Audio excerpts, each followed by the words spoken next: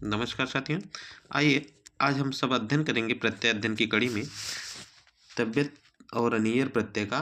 तो सर्वप्रथम तव्यत प्रत्यय का अध्ययन करेंगे। तव्यत तव्या अनियर, यह जो है सूत्र है, यह 3-1-96 यानी अष्टाध्याय के तृतीय अध्याय के पहले पाद का 96 नंबर का सूत्र है। यह क्या कहता है कि यह सूत्र कहता है कि धातु के बाद, ध्यान दें, तव्यत प्रत्यय क्या कहता है, धातु के बाद तव्यत और अनियर प्रत्यय होते हैं। यह सूत्र क्या कहता है, तव्यत तव्य अनियरः। यह सूत्र कहता है कि तव्यत और अनियर प्रत्यय जो है यह धातु के बाद होते हैं। हमेशा यह कहाँ प्रयोग होंगे, प्रयुक्त होंगे, धातु के बाद। तव्यत के ता का लोप हो जाता है और तव्य बचता है। क्या बचता है, तव्य। ता का जब लोप हो जाएगा तो क्या बचेगा, तव्य बचेगा। ता का लोप हमने आपको बताया है कि हलंत्यम सूत्र से जो अंतिम हल वर्ण की, अंतिम इस संज्ञक वर्ण की क्या हो जाती है, इस संज्ञा हो जाती है और उसका लोप हो जाता है। तो तव्यत के ता का लोप हलंत्यम से हो गया तो तव्य बचा, और अनियर प्रत्यय के रा का लोप जो है हलंत्यम सूत्र से हो गया तो अनीय शेष बचा। ठीक, तव्यत और अनियर प्रत्ययों का प्रयोग दोनों का जो है क्या होगा, चाहिए या योग्यता, चाहिए या फिर योग्यता अर्थ में होता है। ध्यान दीजिएगा, तव्यत और अनियर दोनों का प्रयोग जो है चाहिए अर्थ में या फिर योग्यता अर्थ में होता है। ठीक, जैसे अगर हम कहें, जैसे हम कहें क्या, जैसे पठतव्यम पढ़ना चाहिए, पठनीयम पढ़ना चाहिए। देखिए, पठतव्यम और पठनीयम दो है ना, तो इन प्रत्ययों का प्रयोग कर्मवाच्य और भाववाच्य में होता है। ध्यान दीजिएगा, ये कहाँ लगेंगे, सबसे पहला कर्मवाच्य और दूसरा क्या है, भाववाच्य। कर्तृवाच्य में जो है इनका प्रयोग नहीं होता है। ठीक, जैसे मया पठनीयः, मया पठतव्यम। देखिए, कर्मवाच्य में मया पठनीयम, मया पठतव्यम भाववाच्य। ठीक, इसी तरीके से पठतव्यम और पठनीयम है, देखिए ऊपर। ठीक, कर्मवाच्य और भाववाच्य में इनका उपयोग है। ठीक, अब उदाहरण पर हम चर्चा करेंगे। सर्वप्रथम हम अध्ययन करते हैं अनियर प्रत्यय का, उसके बाद तव्यत प्रत्यय का अध्ययन करेंगे। ठीक, तो कुछ उदाहरण जो महत्वपूर्ण हैं अनियर प्रत्यय के, आइए उनकी चर्चा करते हैं। ठीक, अनियर प्रत्यय के जो महत्वपूर्ण उदाहरण हैं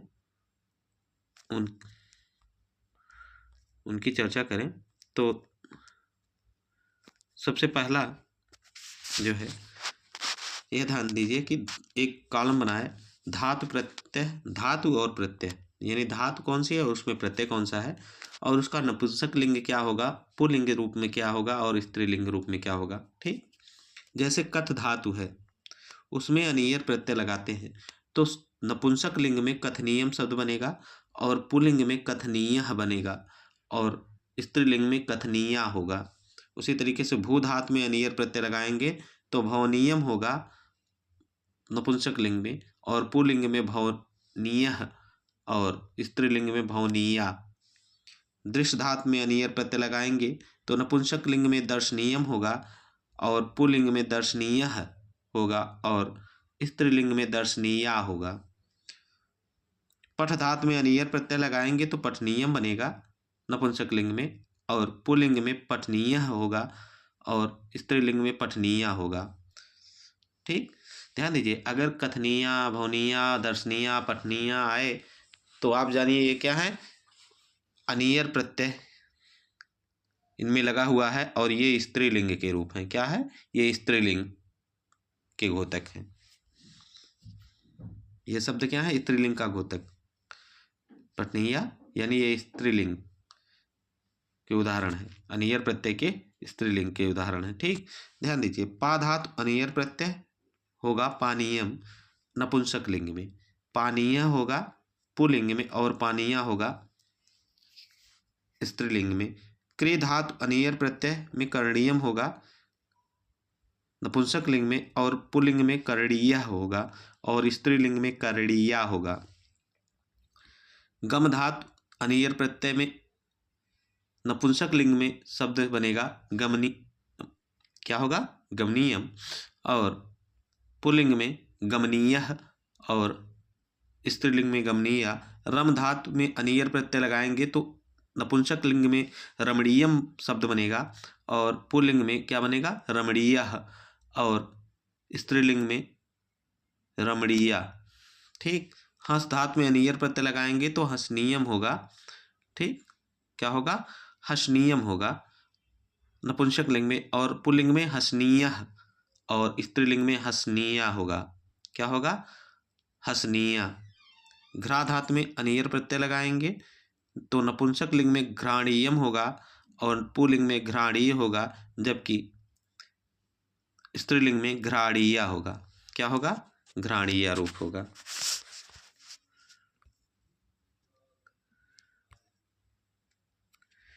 इसी तरीके से अस्था धातु में अनियर प्रत्यय लगाएंगे तो नपुंसक लिंग में स्थानीयम होगा और पुल्लिंग में स्थानीय होगा और स्त्रीलिंग में स्थानीया। वच धातु में अनियर प्रत्यय लगाएंगे तो वचनीयम होगा और किसमें वचनीयम होगा, नपुंसक लिंग में, और पुल्लिंग में वचनीय होगा और स्त्रीलिंग में वचनीया होगा। लिख धातु में अनियर प्रत्यय में लगाएंगे तो नपुंसक लिंग में लेखनीयम होगा, पुल्लिंग में लेखनीया होगा और स्त्रीलिंग में लेखनीया होगा। श्रु धातु में अनियर प्रत्यय लगाएंगे तो श्रवणीयम होगा। ठीक, और पुरुष यानी पुल्लिंग में श्रवणीय होगा और स्त्रीलिंग में श्रवणीय होगा। दा धातु में अनियर प्रत्यय दानीयम होगा नपुंसक लिंग में रूप, और पुल्लिंग में दानीय होगा और स्त्रीलिंग में दानीय। ध्यान दीजिए, कुछ चीजें आपने देखी यहाँ जो है अस्था धातु में जैसे अनियर हुआ या वच धातु किसी भी धातु में अनियर प्रत्यय लगाए तो नपुंसक लिंग का जो रूप है स्थानीयम या वचनीयम लेखनीयम जो भी बना। ठीक, तो उसमें जब हम पुल्लिंग अगर इसका बनाएं, अगर कुछ भी आपको ध्यान नहीं है तो सिर्फ इतना जान दीजिए कि जो नपुंसक लिंग रूप है उसका माँ हटा दीजिए और उसके आगे जो माँ के हटाने के बाद जो शब्द बच रहा है उसके आगे विसर्ग लगा दीजिए, पुल्लिंग रूप हो जा रहा है। और उसमें दीर्घ आकार जोड़ दीजिए यानी बड़ा आ की मात्रा लगा दीजिए तो वह क्या हो जा रहा है, स्त्रीलिंग रूप हो जा रहा है। ठीक, आगे देखिए तव्यत प्रत्यय के उदाहरण की चर्चा करते हैं हम सब। ठीक,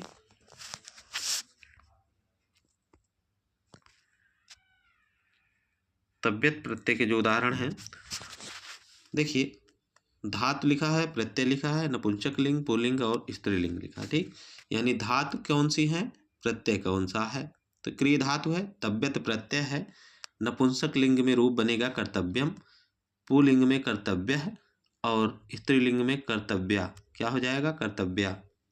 गम धातु में तव्यत प्रत्यय गंतव्यम होगा, पुल्लिंग में गंतव्य हो जाएगा और स्त्रीलिंग में गंतव्या। पच धातु में तव्यत प्रत्यय लगाएंगे तो पक्तव्यम होगा और पुल्लिंग में होगा पक्तव्य है और स्त्रीलिंग में पक्तव्या। दृष्ट धातु में तव्यत प्रत्यय लगाएंगे तो नपुंसक लिंग में दृष्टव्यम होगा और पुल्लिंग में दृष्टव्य होगा और स्त्रीलिंग में दृष्टव्या। प्रच्छ धातु में तव्यत प्रत्यय लगाएंगे तो प्रष्टव्यम होगा और पूछने अर्थ में, पृच्छ धातु क्या, पूछने अर्थ में, दृश्य धातु क्या, देखने के अर्थ में।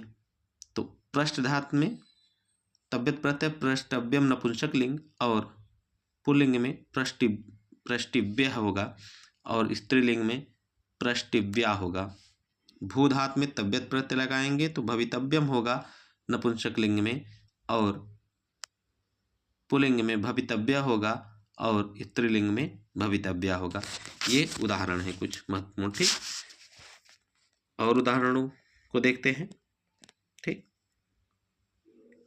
और जो महत्वपूर्ण उदाहरण हैं इसके तव्यत प्रत्यय के, देखिए अस्था धातु में तव्यत प्रत्यय का योग करेंगे तो क्या हो जाएगा, नपुंसक लिंग में अस्थातव्यम रूप बनेगा और पुल्लिंग में अस्थातव्य हो जाएगा, स्त्रीलिंग में अस्थातव्या हो जाएगा। रुद्र धातु से तव्यत प्रत्यय लगाएंगे तो रोदितव्यम होगा नपुंसक लिंग, और पुल्लिंग रोदितव्या होगा, स्त्रीलिंग रोदितव्या होगा। नृ धातु तव्यत प्रत्यय हो जाएगा नपुंसक लिंग में रूप नर्तव्यम, पुल्लिंग नर्तितव्य और स्त्रीलिंग नर्तितव्या। पठ धातु में तव्यत प्रत्यय लगाएंगे पठितव्यम हो जाएगा नपुंसक लिंग, और पुल्लिंग पठितव्य हो जाएगा, स्त्रीलिंग पठितव्या हो जाएगा। लिख धातु में तव्यत प्रत्यय लगाएंगे तो नपुंसक लिंग में लेखितव्यम होगा और पुल्लिंग में लेखितव्या होगा और स्त्रीलिंग में लेखितव्या होगा। स्मृ धातु में तव्यत प्रत्यय लगाएंगे तो स्मर्तव्यम रूप बनेगा, क्या हो बनेगा, स्मर्तव्यम, और पुल्लिंग में स्मर्तव्य और स्त्रीलिंग में स्मर्तव्या। जी धातु तव्यत प्रत्यय में लगाएंगे, जी धातु में तव्यत प्रत्यय तो नपुंसक लिंग में जेतव्यम बनेगा और पुल्लिंग में जेतव्य बनेगा और स्त्रीलिंग में जेतव्या बनेगा। ठीक, यहाँ देखिए श्रोधातु तव्यत प्रत्यय, श्रोधातु में तव्यत प्रत्यय लगाएंगे क्या हो जाएगा, श्रोतव्यम नपुंसक लिंग में, और श्रोतव्य पुल्लिंग में, और श्रोतव्या जो है क्या हो जाएगा, स्त्रीलिंग में।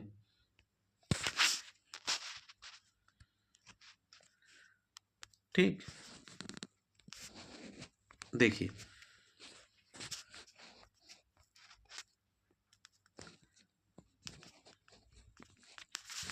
श्रोतव्य हो गया। जी धातु में, जी धातु में तव्यत प्रत्यय हमने लगाया तो क्या हो जाए, जेतव्यम, जेतव्य, जेतव्या हो जाए। ठीक, नपुंसक लिंग पुल्लिंग स्त्रीलिंग क्रमशः। पा धातु में तव्यत प्रत्यय लगाएंगे तो क्या होगा, पातव्यम नपुंसक लिंग, पातव्य पुल्लिंग और पातव्या स्त्रीलिंग। दा धातु में तव्यत प्रत्यय दातव्यम नपुंसक लिंग, पुल्लिंग दातव्य और दातव्या स्त्रीलिंग। ज्ञा धातु में तव्यत प्रत्यय का योग करेंगे तो ज्ञातव्यम शब्द बनेगा नपुंसक लिंग में, और पुल्लिंग में ज्ञातव्य और ज्ञातव्या। ध्यान दीजिए, चाहे तव्यत हुआ या अनियर हुआ, आपने दोनों जगह क्या देखा, जो मूल धातु है उसमें क्षम्यताम तव्यत या अनियर प्रत्यय का योग करेंगे तो नपुंसक लिंग में जो रूप बन रहा है, जैसे अस्था धातु में तव्यत लगे अस्थातव्यम होगा, तो यहाँ माँ को हटाकर क्या किया, पुल्लिंग में माँ हटा दिया जाता है और विसर्ग लगा दिया जा रहा है, रूप हो जा रहा है पुल्लिंग का। स्त्रीलिंग का जो है, जो माँ के हटाने के बाद जो वर्ण बच रहा है उसका दीर्घ कर दिया जा रहा है, स्त्रीलिंग हो जा रहा है। ये इतनी बातें ध्यान रख